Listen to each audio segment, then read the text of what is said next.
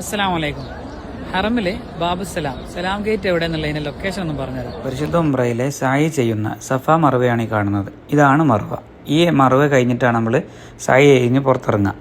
സായി കഴിഞ്ഞ് പുറത്തിറങ്ങി വന്നു കഴിഞ്ഞാൽ ആദ്യം കാണുന്ന ടോയ്ലറ്റാണ് ഈ കാണുന്നത്, WC എന്ന് കാണുന്നത് വാട്ടർ ക്ലോസറ്റ്.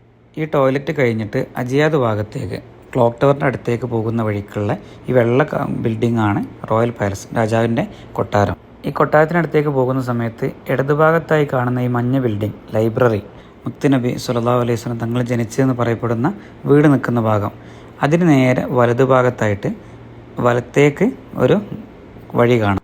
സായി കഴിഞ്ഞ് സഫ മറവയിൽ നിന്ന് ഇറങ്ങി അജിയാദ് ഭാഗത്തേക്ക് ക്ലോക്ക് ടവറിൻ്റെ അടുത്തേക്ക് പോകുന്ന സമയത്ത് പാലസിൻ്റെ നേരെ താഴ്ഭാഗത്തായിട്ട് വലതുഭാഗത്തേക്കുള്ള കട്ടിങ്ങിൽ ആ കാണുന്ന പോലീസുകാർ നിൽക്കുന്ന ആ ഭാഗത്ത് ഇവിടെയാണ് സലാം ഗേറ്റ് ഉള്ളത്.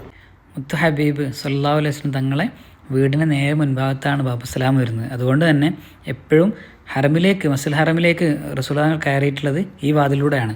അതുകൊണ്ട് തന്നെ മുത്ത് ഹബീബ് സല്ലല്ലാഹു അലൈഹി വസല്ലം തങ്ങൾ ചെയ്തതുപോലെ ചെയ്യുന്ന സുന്നത്തുകൾ എടുക്കുന്ന ആഷിഖീങ്ങളായിട്ട് നമ്മളെ സംബന്ധിച്ചിടത്തോളം ഒരാൾ തൻ്റെ ജീവിതത്തിൽ ആദ്യമായിട്ട് മസ്ജിദുൽ ഹറമിലേക്ക് കഅബയുടെ അടുത്തേക്ക് കയറുമ്പോൾ തിരഞ്ഞെടുക്കേണ്ട വാതിൽ ബാബുസലാം ആവലാണ് ഏറ്റവും അഫ്ദൽ.